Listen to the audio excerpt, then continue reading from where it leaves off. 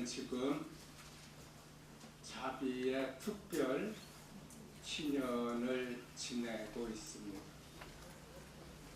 은총이 가득한 시기인데 여러분 모두 하느님 자비의 은총을 많이 받으시기 바랍니다. 아멘.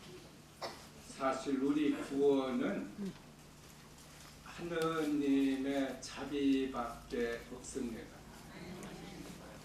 여러분은 하느님과 맞닥뜨린 일이 있는지 모르겠지만 우리가 그분께 청할 것은 자비밖에 없습니다. 우리 교황님은 지금 이 시대에 하느님의 자비가 너무 풍성한데도 사람들이 그것을 누리지 못해 고통받고 있는 현실을 보고 너무 안타까워 하십니다. 그래서 자비의 특별 희년을 선포하셨는데 보통은 성년이라고 하는데 교황님은 이번에도 희년이라는 용어를 사용하셨습니다. 결국 같은 말이긴 하지만 성년과 희년이 어떻게 생겼는지 그것부터 말씀을 드리겠습니다. 서기 1299년경인데 그의 성탄에는 아주 많은 사람들이 로마를 순례하게 됩니다. 그때 교황이 보니파시오 8세였는데 왜 이렇게 많은 사람이 올까 궁금해서 물어봅니다. 어쩐 일이냐? 무슨 일이 있느냐? 하자 그때 사람들이 자기들은 죄가 많아 벌을 받고 있기 때문에 성지를 순례하면서 보속하고 싶고 또 교황님의 강복을 통해 용서받고 싶다고 했을 때 교황님이 큰 충격을 받으셨습니다. 왜냐하면 하느님을 믿으면서도 너무 많은 사람들이 죄책감, 죄의식 때문에 고통을 받고 있는 것입니다. 그때 유럽은 십자군 전쟁이라고 200년 동안 지루하면서도 전쟁으로 인해 많은 참화를 입게 됩니다. 경제적인 궁핍도 있었지만 도덕적인 타락 그리고 여러 질병으로 인해 정말 고통이 많았습니다. 또 육체적인 고통뿐만 아니라 벌받았기 때문에 우리가 이런 고생한다라는 어떤 정신적인 고통까지도 많은 사람들을 짓누르고 있었습니다. 이때 교황님은 이분들에게 마음의 평화를 열어주기 위해 1300년을 성년으로 선포하십니다. 그래서 우리 교회에서 제1차 성년이 1300년에 갖게 됩니다. 이때 교황님은 많은 사람들이 기뻐하고 은혜 받는 것을 보고 교회가 앞으로 100년마다 한 번씩 성년을 갖자고 규정을 만들었습니다. 그런데 100년은 너무 길었습니다. 그때 이제 사람들이 옛날 구약에서 시년이 50년마다 있었으니 성년도 50년마다 가졌으면 좋겠다 해서 1350년에 제2차 성년을 갖게 됩니다. 그런데 50년도 길었습니다. 왜냐하면 그때는 평균 수명도 짧았고 또 철이 들어서 사는 것을 계산하면 더 단축해야 됩니다. 그래서 25년으로 단축을 했는데 이것이 전통이 되어서 오늘까지 내려옵니다. 그래서 지난 1975년에는 제25차 성년을 가졌고 서기 2000년은 몇 차 성년이죠? 제26차 성년이었습니다. 그런데 그때 요한 바오로 2세 교황님은 성년이라고 하지 않고 희년이라고 하셨습니다. 2000년은 숫자만으로도 보통 성년이 아니고 특별한 성년입니다. 그래서 명칭을 붙인다면 당연히 대성년이라고 해야 하는데 왜 대희년이라는 용어를 사용하셨는가? 우리 교회에서는 성경에는 있지만 희년이라는 용어는 사용하지 않았습니다. 그리고 이 특별 성년이 중간에 여러 번 있었어요. 이건 특별한 일이 있을 때 교황님이 선언을 합니다. 이번도 마찬가지고 정기 성년은 그럼 언제 있겠어요? 2025년입니다. 왜? 그때 교황님은 희년이라는 용어를 사용하셨는가? 희년이나 성년이나 보면은 같은데 성년은 우리 가톨릭 교회가 만들어낸 용어입니다. 그래서 서기 2000년을 대성년이라 한다면 마치 누구만이 잔치 같죠? 우리 가톨릭만이 잔치 같은 어떤 의미가 축소되게 됩니다. 그래서 서기 2000년은 가톨릭만이 아니라 다른 개신교, 이슬람교, 유다교 또는 믿지 않는 모든 이들에게도 축제다 해서 대희년이라는 용어를 사용하신 것입니다. 그러니까 서기 2000년은 성년이면서 동시에 대희년이었습니다. 그러니까 이번에도 자비의 특별 성년인데 사실은 우리 교황님께서 자비의 특별 희년이다 라고 하신 것도 우리 교회만이 아니라 다른 종교 그리고 믿지 않는 이들과도 같이 하느님의 자비를 나눌 수 있도록 그 배려를 하신 것입니다. 성년은 이렇게 발전이 되었고 또 중간에 희년이라는 용어를 이렇게 쓰였다라는 것이고 구약에서 또 희년이 어떻게 만들어져서 실천이 되었는지를 또 잠깐 살펴보겠습니다.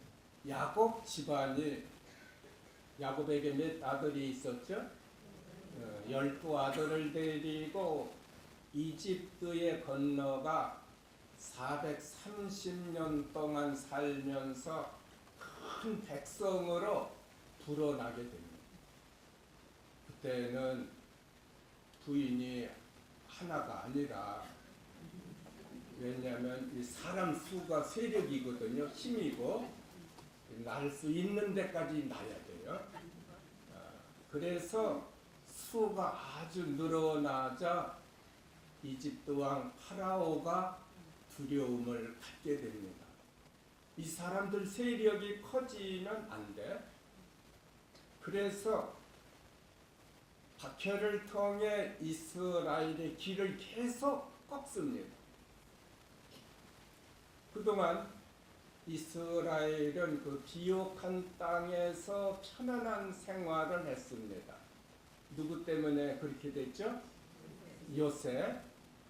야고보 11번째 아들 요셉이 국무총리였었기 때문에 전에, 그래서 좋은 자리를 배당받았고 좋은 자리를 차지해서 삶이 좋았는데 갑자기 노예로 떨어져서 박해를 받게 되자 눈을 뜨게 됩니다.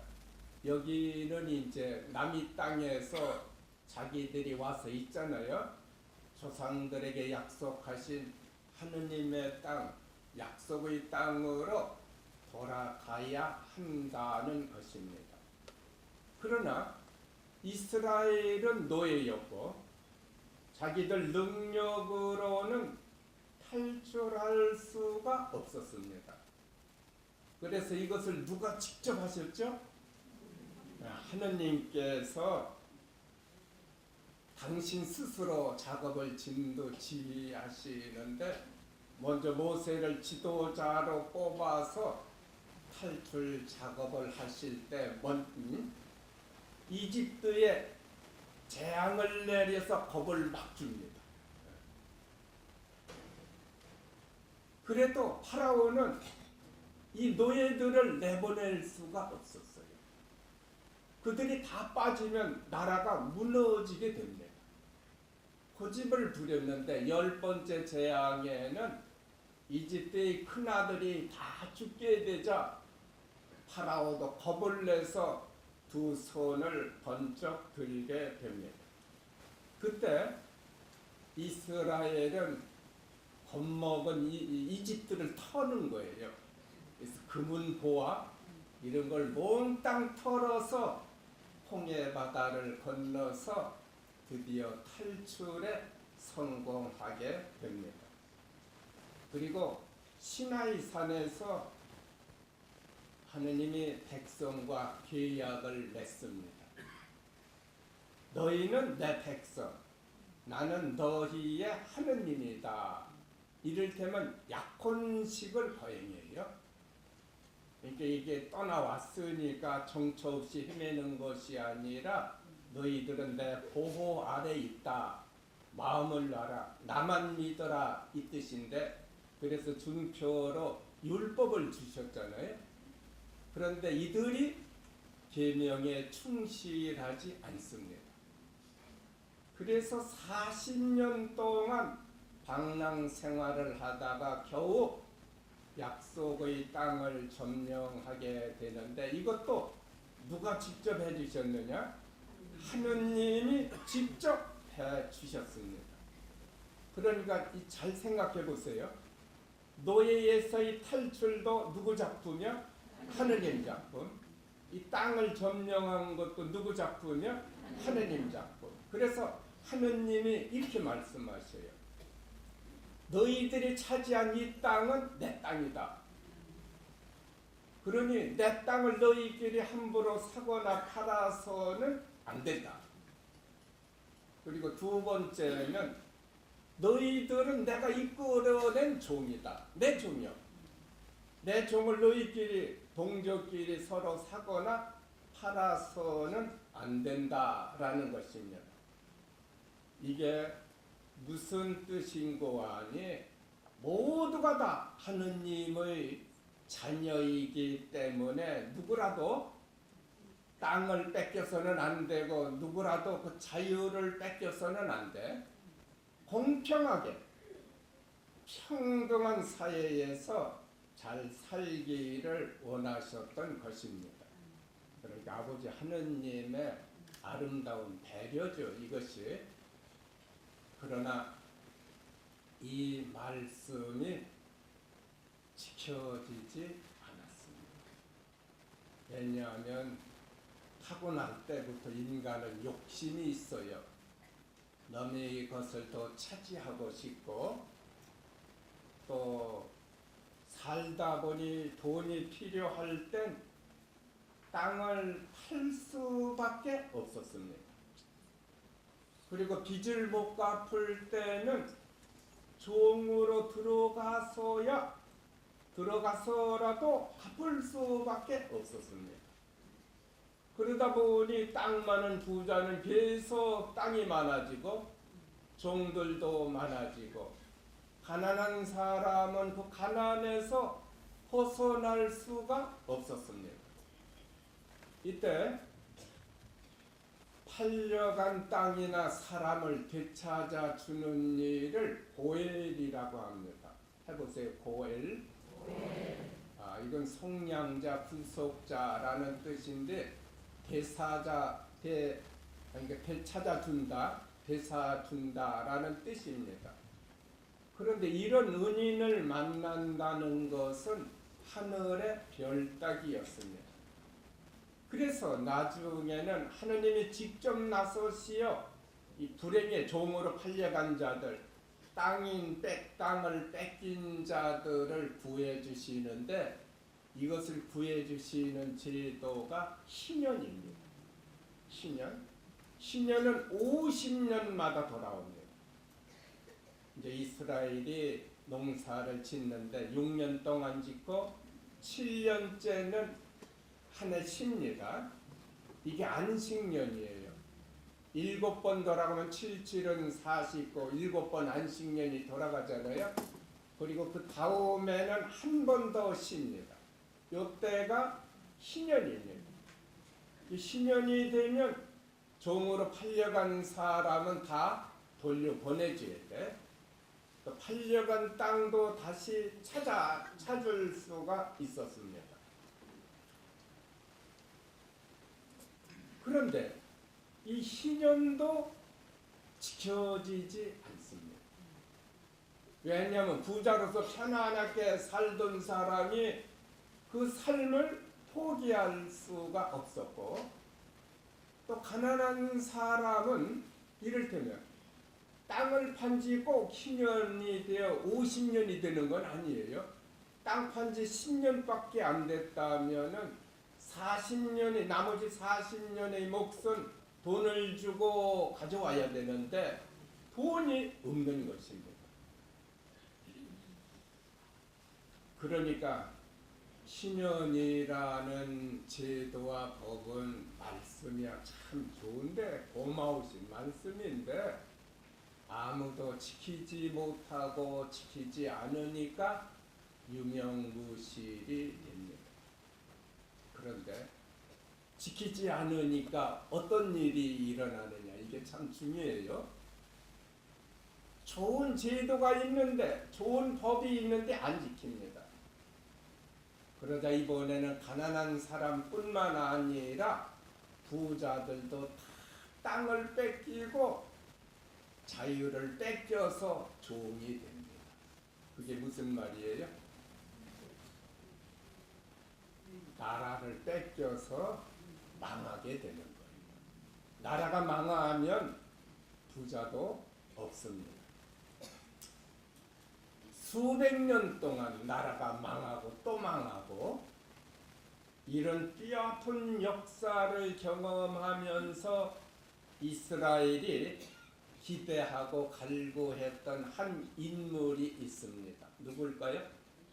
메시아죠. 그래서 메시아 사상이 싹 트는 것입니다. 옛날 다윗 임금이 아주 훌륭했습니다. 작은 이스라엘을 아주 강력한 국가로 만들었는데, 사람들은 다윗과 같은 인물이 나와서 빼앗긴 땅과 사람의 자유를 찾아 주어야 합니다. 그러니까 메시아의 역할이 뭐죠? 빼앗긴 땅, 또 종이 되었잖아요. 지금 빼앗긴 자유의 인권을 찾아주느니 이가 곧 메시아입니다. 나중에 로마에게 완전히 망해 땅과 자유를 잃었을 때 어느 날 나자렛 회당에 등장하신 예수님께서 다음과 같은 말씀을 하심으로써 사람들을 깜짝 놀라게 하셨습니다. 누가복음 4장 18절에 나오는데 주님께서 나에게 기름을 부어 주시니 주님의 영이 내 위에 내리셨다. 주님께서 나를 보내시어 가난한 이들에게 기쁜 소식을 전하고 잡혀간 이들에게 해방을 선포하며 눈먼 이들을 다시 보게 하고 억압받는 이들을 해방시켜 내보내며 주님의 은혜로운 해를 선포하게 하셨다 했는데 여기서 영이니 기름이니 해방이니 기쁜 소식이니 하는 단어는 메시아 그리고 그가 열어줄 신년의 세상과 연관이 됩니다. 그리고 여기서 은혜로운 해는 다시 말해서 신년을 말합니다. 그러니까 지금 예수님이 해당해서 하신 말씀은 예수님 당신이 뭘로 오셨다는 거야? 메시아로 와서 새로운 신년의 세상을 열어주셨다라고 하셨을 때 많은 사람들이 열광을 했는데 그러나 다른 쪽에서는 저 친구는 메시아가 아니다, 절대로 아니다라는 부정하는 세력도 있었습니다. 그럼 예수님이 어떻게 해서 참 메시아시고 또 신년의 목적이 구약에서는 성취되지 않았어요. 실행이 되지 않았고 법은 있었지만은 근데 이 신년의 목적이 어떻게 예수님에 의해서 완성이 되었는지 오늘은 그 요한복음을 몇 장만 간단하게 추려서 자비의 신년과 연관시켜서 말씀을 드리겠습니다. 요한복음 보면 1장부터 이 마태복음, 마르코복음, 누가복음하고는 다릅니다. 요한복음은 12장까지 이렇게 보면은 표지들의 책이라고 하는데 단계적으로 예수님이 어떻게 신년의 세상을 열어주셨는지 아주 알기 쉽게 나와 있습니다. 우선 2장에 보면은 카나에서의 혼인잔치가 나옵니다. 내용은 아시죠? 예수님이 어머니를 모시고 제자들과 함께 혼인잔치집에 참석하셨는데 중간에 술이 떨어졌습니다. 잔치집에서 술이 떨어졌다면 어떻게 되죠? 흥은 이제 깨진 것입니다.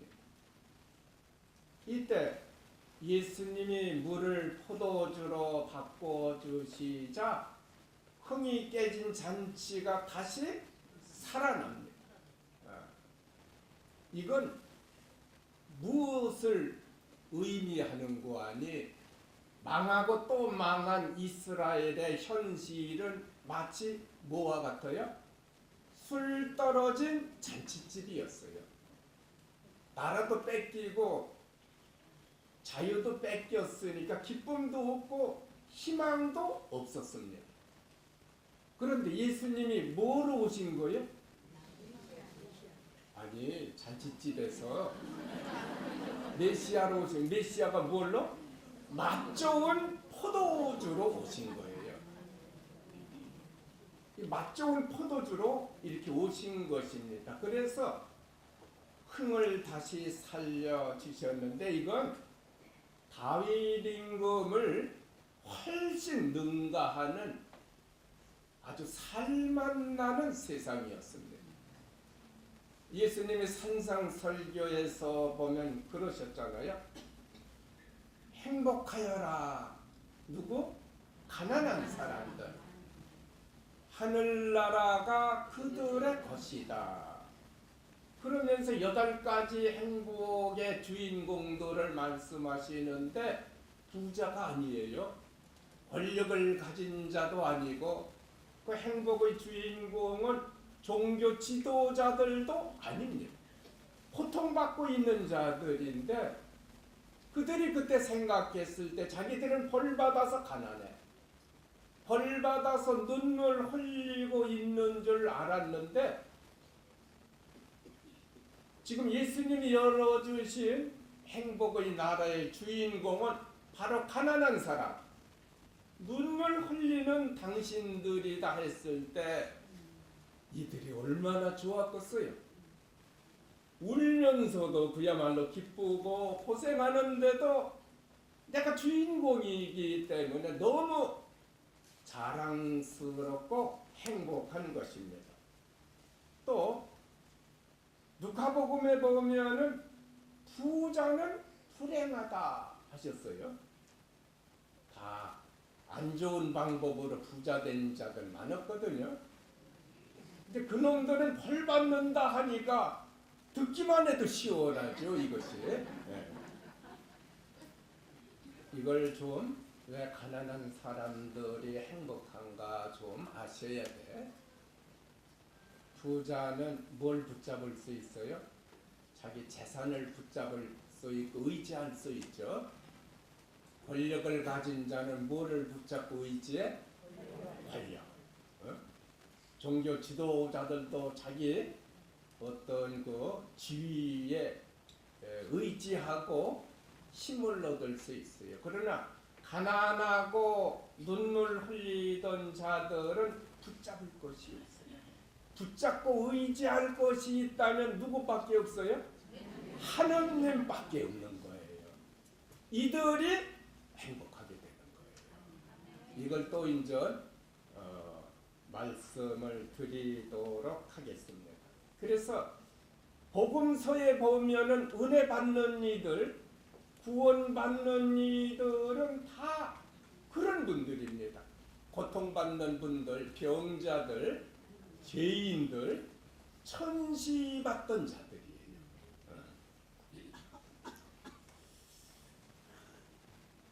이제 이 자비의 희년과 연결시켜 보면은 대축제의 문이 열렸죠. 그런데 이 희년이 특별 희년의 주인공은 누구냐? 하느님의 법대로 잘 살고 있다는 사람은 아닙니다. 아니야. 하느님의 법대로 살려고 했는데 잘 안 됐던 사람들, 이 사람들이 희년의 주인공이 되는 거예요. 그 사람들이 누구요? 여러분이지 뭘. 우리는 사실 착하게 살려고 해도 안 됩니다. 고해성사를 보고 또 봐도 잘못이 고쳐지지 않아요. 마치 천벌받은 사람처럼 하느님을 믿고 있는데 우리 영혼의 현실은 어떻게 보면 비참합니다. 불쌍해. 그런데 희년의 주인공, 희년에서 행복의 주인공은 그런 분들이 차지하는 것이에요. 이를테면 세리나 창녀에게는 하느님의 자비가 필요합니다. 그러나 죄 없다고 하는 바리사이나 율법학자들에게는 하느님이 자비가 필요하겠어요? 필요하지 않겠어요? 필요하지 않게 됩니다. 그 누가복음 18장에 보면은 바리사이와 세리의 비유가 나오잖아요. 그 바리사이는 자비가 필요 없으니까 자기 잘했다는 것만 쭉 나열을 합니다. 그런데 세리는 하느님 앞에 나서니까 잘하는 것이 하나도 안 보여요.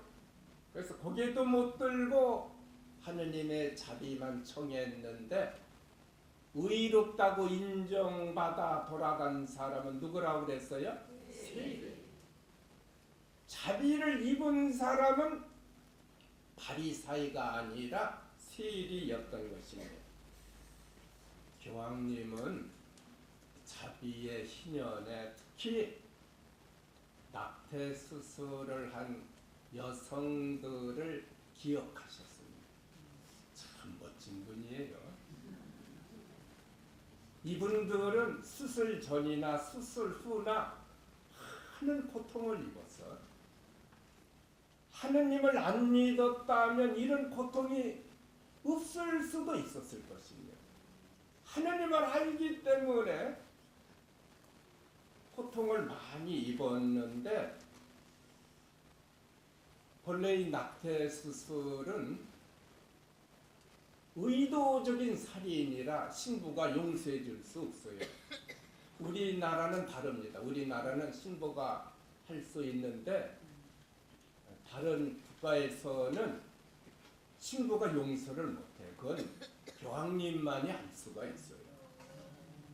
그래서 이번 그 자비의 희년에 교황님이 전 세계의 모든 사제들에게 용서할 수 있는, 용서해 줄 수 있는 권한을 다 주셨어요.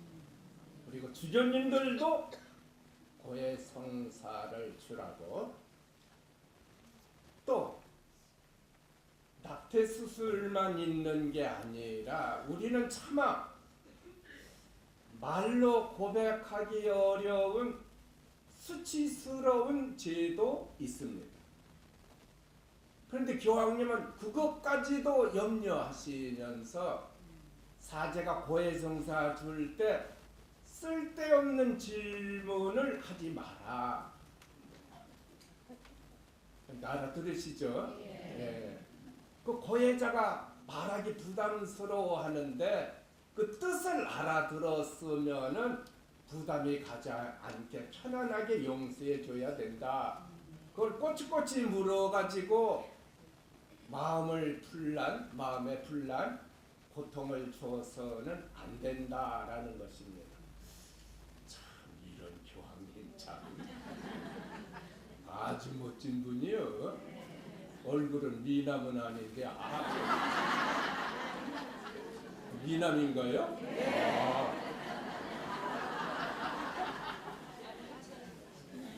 지금 그 세상 곳곳에 아픔이 있고 눈물이 있고 제약이 있습니다.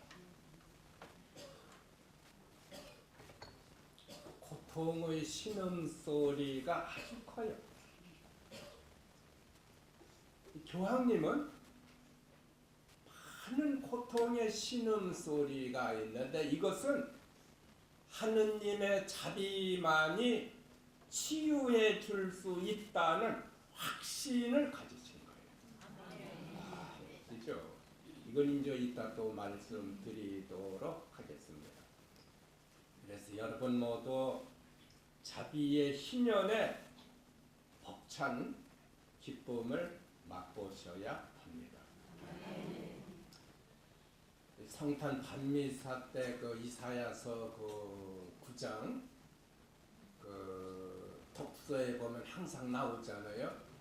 어둠 속을 걷던 백성이 큰 빛을 볼 것입니다.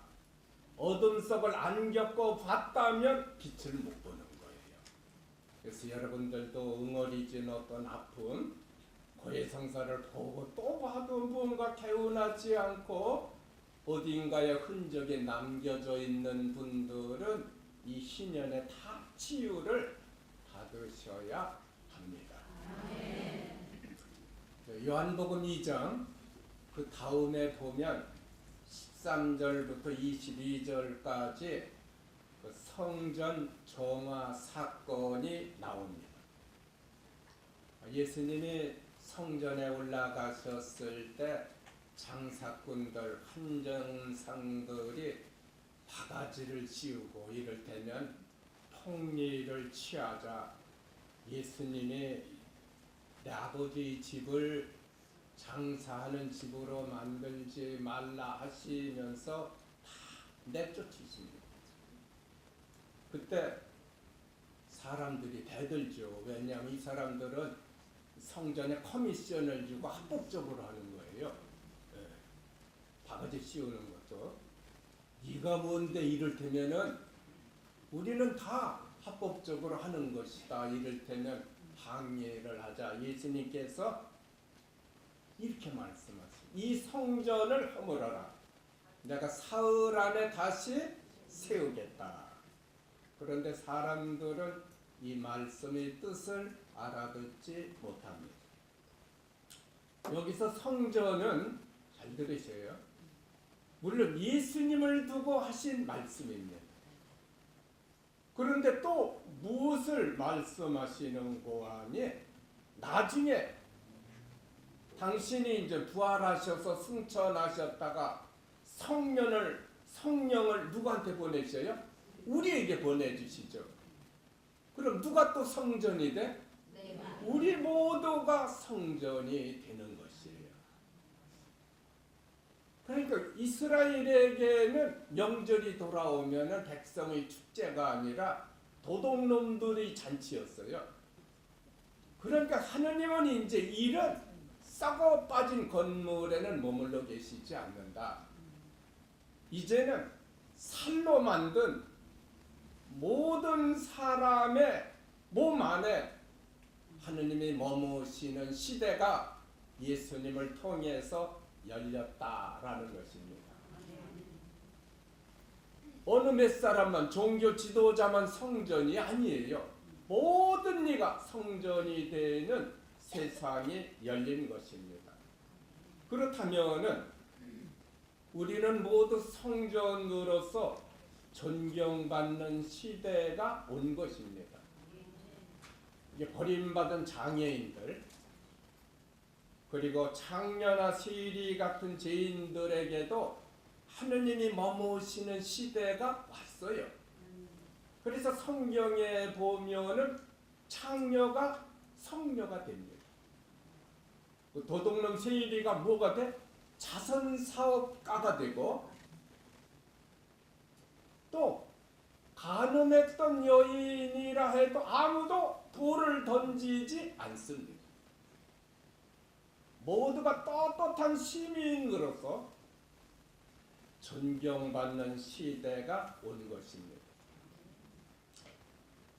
제가 나환우들 가정에 초대받아 함께 식사하고 함께 술을 마셨을 때 그분들이 참 너무 좋아하셨어요. 나환자라 해서 차별하지 않는 것이 그분들에게는 너무 기쁜 것입니다. 그러니까 예수님 시대에는 더 살판이 난 것이에요. 사실은 이 나환자 얘기가 나왔는데 여러분들 이 오해를 푸셔야 돼.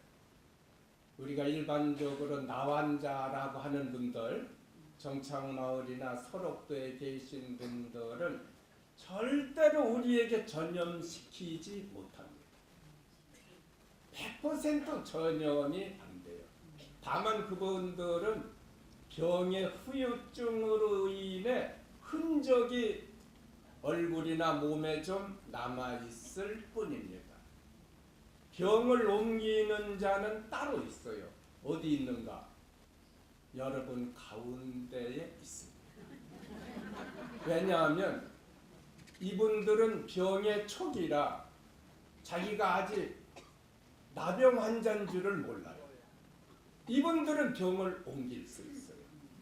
그러니까 증세가 나타나면은 병원에 갑니다. 무슨 증세가 이상하다.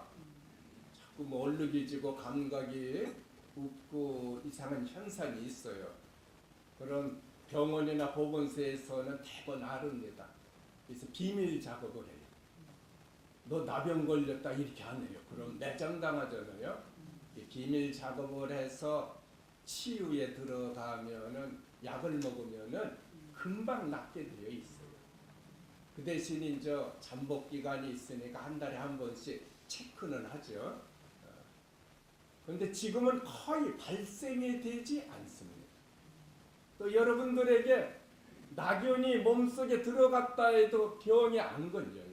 100%안 걸립니다. 왜냐하면 이 예방주사가 중요한데 여러분들은 어렸을 때 BCG 접종을 받았어요.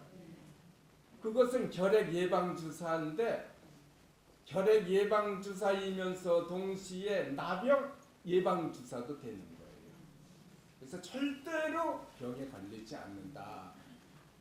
그러니까 혹시 그런 분들 만나시면 아이고 무섭다고 이럴 것이 아니라 기분 좋게 악수도 하시고 한번 이렇게 껴안아 보시면은 얼마나 기뻐하실까. 아니 여러분들이 더 행복하게 됩니다. 손 씻을 필요가 없어요. 저는 한 번도 씻어본 일이 없네요. 네. 신년의 표어가 아버지께서 자비하신 것처럼 너희도 자비로운 사람이 되라는 것입니다. 이게 우리가 성전이라는 기쁨은 누구를 통해서 고통받는 분들을 통해서 드러내야 합니다. 그죠? 예수님이 맛 좋은 포도주로 오셔서 가난하고 버림받은 이들에게 살맛 나는 세상을 열어주셨다라는 것이에요. 이 성전 정화 사건은. 그리고 우리가 늘 죄를 짓고 있지만 우리도 하느님이 머무시는 성전이기 때문에 남을 함부로 무시해서는 안 된다라는 것. 내가 난 자식이라 해도 내 자식이 아닙니다. 엄밀한 의미에서는 누구 자녀요? 예. 내 새끼니까 뭐 내 마음대로 해도 돼야 된다. 이것은 죄악입니다. 그들 안에도 하느님이 머무시기 때문에 인격을 존중해 줘야 돼요. 버림받은 이들은 말할 것도 없습니다. 그런데 예수님이 열어주신 이 멋진 세상은 그냥은 열 수가 없고 볼 수도 없어요. 어떻게 해야 되느냐? 새로 태어나야만이 그 나라를 바라볼 수 있습니다. 이것이 요한복음 3장 니코데모와의 대화에서 나옵니다. 그때는 어떻게 하느님께 가느냐? 인간의 노력이나 종교적인 행위를 통해서 그 나라를 보고 차지하는 줄 알았습니다. 그러나 아니에요. 어떻게? 물과 성령으로 다시 태어나지 않으면 아무도 그 나라를 바라보거나 차지할 수 없는 것입니다. 예수님이 메시아시다, 구세주시다라는 것을 믿어야 돼요. 선행이 필요하지 않아요. 만일에 우리의 공로가 필요하다면 누가 다 이미 해주셨겠어요? 예수님이 십자가에 매달려 고통을 받아 죽으심으로써 다 쌓아주셨어요. 우리 공로 가지고는 안 돼요. 공로가 필요하다면 누가 다 세워주셨다고? 예수님이 다 세워주셨기 때문에 누구만 붙잡고 매달리면 되겠어요? 예수님만 붙잡고 매달려야 되는데 그러기 위해서는 발끝부터 머리끝까지 우리가 새로 태어나야 됩니다. 그런데 유다인들은 예수님을 믿을 수가 없었습니다. 지금도 물론 믿지 않습니다. 예수님은 메시아가 아니에요. 우리하고 똑같이 하느님을 믿는데 유대인들은 여전히 메시아를 지금도 기다리고 있어요. 왜? 메시아로 받아들이지 못할까요? 이 메시아관이 틀려버렸어요. 그들은 지상 왕국을 세우실 메시아를 기다린 거예요. 그 예수님 보니까 이게 지상 왕국이 아니에요. 더더군다나 나중에 보니까 막말로 쪼다같이 그 십자가에 매달려 죽잖아요. 내려오라니까 내려오지도 못하고. 그러니까 저 친구는 아니다. 절대로 아니다. 안 믿습니다. 그러니까 저분이 정말 이 십자가가 하느님의 오묘한 지혜인데 또 시간이 되면은 말씀을 드릴 거예요. 절대로 아니다. 십자가 때문에 더더욱 아니다라는 확신을 갖게 되는 것입니다. 지금 요한복음 3장을 말씀드리다 시간이 됐는데 다음 주에 다시 말씀드리도록 하겠습니다. 영광이 성부와 성자와 성령께